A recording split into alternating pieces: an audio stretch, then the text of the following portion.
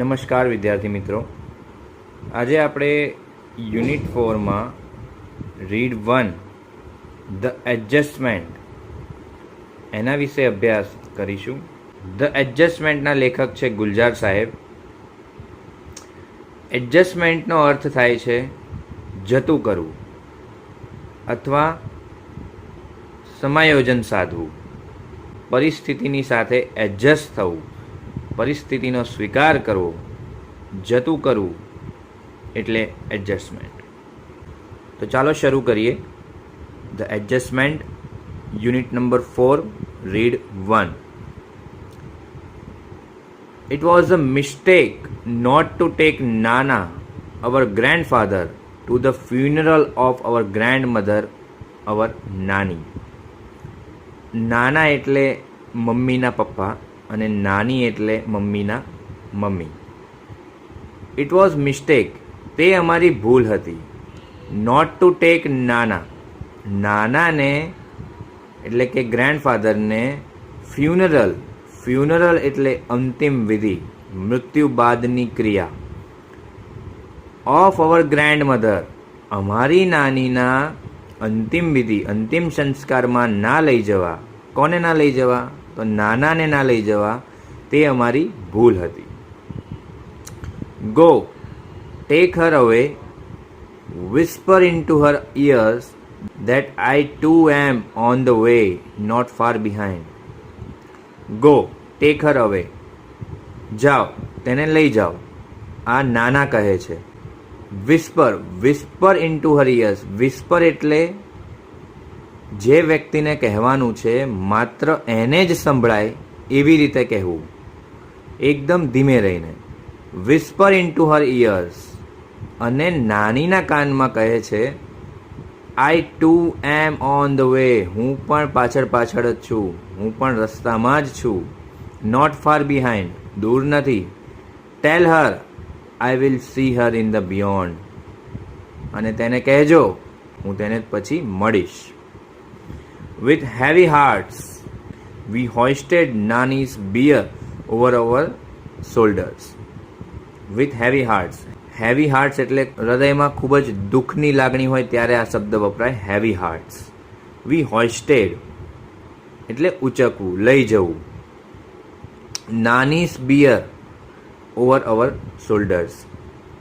Beer એટલે ઠાઠડી, નનામી એટલે અમે દુઃખની લાગણી સાથે, હેવી હાર્ટ, ભારે દુઃખની લાગણી સાથે અમે નાનીની ઠાઠડીને અમારા ખભા ઉપર ઉચકી. આઈ ટર્ન ટુ લુક, મેં પાછળ વળીને જોયું. જસ્ટ વન્સ, વન્સ એટલે એક વખત. એન્ડ ફાઉન્ડ, અને જોયું. નાના stepping away from the balcony in to the room, નાના બાલ્કનીમાંથી રૂમમાં જઈ રહ્યા હતા. સ્ટેપિંગ અવે, જઈ રહ્યા હતા. પુલિંગ ધ ડોર, ડોરને ખેંચીને. શટ આફ્ટર હિમ એટલે કે ગુસ્સામાં, દુઃખની લાગણી સાથે નાના દરવાજાને બંધ કરીને જતા રહ્યા.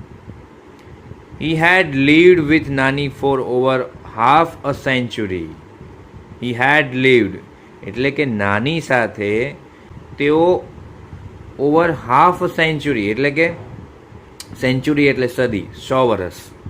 હાફ એટલે 50 વર્ષ, અને ઓવર એટલે વધારે, 50 વર્ષ કરતાં પણ વધારે સમય નાની સાથે વિતાવ્યો હતો નાનાએ.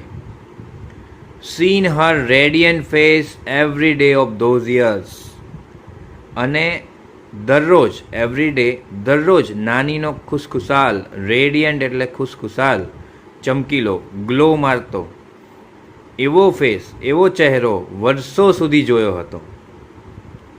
હી must have been what about 85 and yet he would find something to grumble at everything Nani did. He must have been what about 85. હવે અહીંયા નાનાની વાત છે. He must have been what about એટલે લગભગ, તેઓ 85 વર્ષના હશે લગભગ. એન્ડ યેટ તેમ છતાં, he would find something to grumble at everything Nani did. Everything એટલે કંઈ પણ, ડીડ એટલે કરવું, નાની કંઈ પણ કરતાં એમાં he would find something to grumble. તે કંઈકનું કંઈક એવું શોધતા અને એમાં એ નાનામાં નાની વાતમાં નાનીને ઠપકો આપતા. એટલે કંઈકનો કંઈક વાંક કાઢતા. નાની કંઈ પણ વસ્તુ કરે તેમાં એ વાંક કાઢતા. He would keep quibbling with her as if they were two people who had just married in the first flush of love and were still discovering each other. He would keep quibbling એટલે કે ક્વિબલિંગ એટલે વાદ વિવાદ કરવો, નાની નાની વાતે ઝઘડવું. નાની સાથે નાની નાની વાતે ઝઘડતા અને તે બંને એવી રીતે ઝઘડતા કે જાણે તેમના હમણાં જ મેરેજ થયા હોય. And were still discovering each other અને જાણે કે એકબીજાને શોધી રહ્યા હોય, સમજી રહ્યા હોય એવી રીતે ઝઘડતા. એટ ટાઈમ્સ એટલે કે ઘણી વખત a petty quarrel would push them into long silence. અને ઘણી વખત એવું પણ બનતું કે આ ઝઘડામાં પેટી ક્વેરલ એટલે આ જે નાની નાની વાતમાં જે ઝઘડા હતા, આ ઝઘડા એવી રીતે ચાલતા કે લાંબા સમય સુધી, લોંગ ટાઈમ સુધી નાના અને નાની બંને સાયલેન્સ રહેતા, એકબીજા સાથે વાત ન કરતા. They would stop talking to each other for days together. તેઓ એકબીજા સાથે વાત કરવાનું બંધ કરી દેતા ફોર ડેઝ ટુગેધર, ઘણા દિવસો સુધી. When we would try to intervene એટલે દખલ કરવી, અને જ્યારે અમે એમની વાતોમાં દખલ કરતા, ઓલ નાના વુડ ક્વિપ ત્યારે માત્ર નાના એટલું જ કહેતા, it happens son, it happens. આવું થાય છે બેટા, આવું થાય છે, આવું બને છે, ચલતા હૈ, જિંદગી હૈ. આવું નાના કહેતા. It takes time to adjust to each other. બે વ્યક્તિઓને, બે માણસને એડજસ્ટ થતાં સમય લાગે છે, એવું નાના કહેતા. It was fun listening to him talk. એમને સાંભળવાની ખૂબ જ મજા આવતી. ફન એટલે મજા, આનંદ આવતો. મધર વુડ ઓલવેઝ રિપ્રિમેન્ડ અસ. હવે અહીંયા આ બે છોકરાઓ છે જે એમના મમ્મીની વાત છે. યુ પીપલ પ્રવોક હિમ એટલે કે તમે લોકો, તમે બંને જણા એમને ઉશ્કેરો છો. કોને? નાનાને. એન્ડ માય મધર એટલે કે નાની હેઝ ટુ બેર ધ બ્રન્ટ. આ આખો શબ્દ સાથે છે, બેર ધ બ્રન્ટ. બેર ધ બ્રન્ટ એટલે સહન કરવું. તમે બંને નાનાને ઉશ્કેરો છો અને સહન કરવાનું આવે છે નાનીને. હર મધર મીન્સ અવર નાની. એની મમ્મી એટલે અમારી નાની. And Nani would wash out a few words together from her toothless mouth. અને પછી નાની કંટાળીને અમુક શબ્દ કહેતા. વોશ આઉટ એટલે શબ્દ કહેવા. ફ્રોમ હર ટૂથલેસ માઉથ દાંત વગરના મોઢામાંથી. શું કહેતા નાની? Be grateful that I gave you 2 grandsons. એટલે કે ભગવાનનો આભાર માનો કે મેં તમને 2 પૌત્ર આપ્યા છે. Now for the love of God just shut up. એટલે નાની હવે કંટાળીને છે એટલે એવું કહેતા કે હવે બંધ થઈ જાઓ, shut up. My brother and I were at very young impressionable age. મારો ભાઈ અને હું જ્યારે વાક્યમાં 2 કરતા હોય ત્યારે જે ત્રીજો પુરુષ હોય, ત્રીજો પુરુષ એક વચન, એ વાક્યમાં પહેલાં આવે, અને જ્યારે આઈ યુ વી એવા શબ્દો હોય એ પછી આવે. એટલે આ રીતે વાક્ય લખાય. My brother and I, your brother and I and my brother એવું ના લખાય. My brother and I were at very young એટલે કે અમે ખૂબ જ યંગ હતા. કઈ ઉંમરમાં હતા? ઇમ્પ્રેશનેબલ એજ એટલે કે જ્યાં એવી એજ કે જ્યાં દરેક પ્રકારની અસર ખૂબ જ ઝડપથી થાય, એવી એજમાં અમે હતા. When our father married a second time કે જ્યાં અમારા ફાધરે બીજી વખત મેરેજ કર્યા. He would often arrogantly parade into the house with his new wife. અને તે હી વુડ ઓફન એટલે ઘણી વખત, એરોગેન્ટલી એટલે અહંકારિત રીતે, ઘમંડી રીતે, પરેડ અહંકારિત રીતે ચાલીને આવતા વિથ હિઝ ન્યૂ વાઇફ અમારી નવી મમ્મી અથવા એમની નવી વાઇફ સાથે. એટલે આને કહેવાય step mother, step mom. Mother was helpless. અમારા મમ્મી હેલ્પલેસ હતા, એમની પાસે કોઈ જ રસ્તો નહોતો. There was nothing she could do about. તે કંઈ જ કરી શકે તેમ નથી. બટ નાની ફોટ વિથ હર. પણ નાની એની સાથે ઝઘડે છે. ફોટ એ ફાઇટનું ભૂતકાળ છે. And scoop the two of us. Scooped એટલે તેડી લેવું. The two of us into her arms એટલે અમને બંનેને નાની એમની બાહોમાં લઈ લેતા, અમને તેડી લેતા. And brought us into her house. Brought એ બ્રિંગનું ભૂતકાળ છે. અને અમને એમના ઘરમાં લઈ જતા. સેઇંગ અને શું કહેતા? You want to rot here. આ શબ્દ નાની અમારા મમ્મીને કહેતા. You want to root here. તારે અહીંયા સડવું છે? Do so. સડ. But I am not letting my grandchildren stay here to get thrashed by their stepmother. પણ હું મારા પૌત્રને અહીંયા સડવા નહીં દઉં, અહીંયા એમને માર ખાવા નહીં દઉં. કોના દ્વારા? તો સ્ટેપ મધર દ્વારા. If anyone got her way with nana it was nani. જો કોઈ નાના સાથે ઝઘડી શકતું અથવા બોલી શકતું હતું તો એ માત્ર ને માત્ર નાની હતા. એમને કંઈક કહી શકે એવું કોઈ હતું તો એ નાની જ હતા. She would tell it to his face. નાની તેમને મોઢા પર કહેતા, તેમના ફેસ પર કહેતા. You will regret it the day I die. Regret એટલે પછતાવો કરવો. તો દાદી એમને મોઢા પર કહેતા કે તમે પછતાવો કરશો જ્યારે હું મરી જઈશ એ દિવસે. You don't speak with the mother of these two children.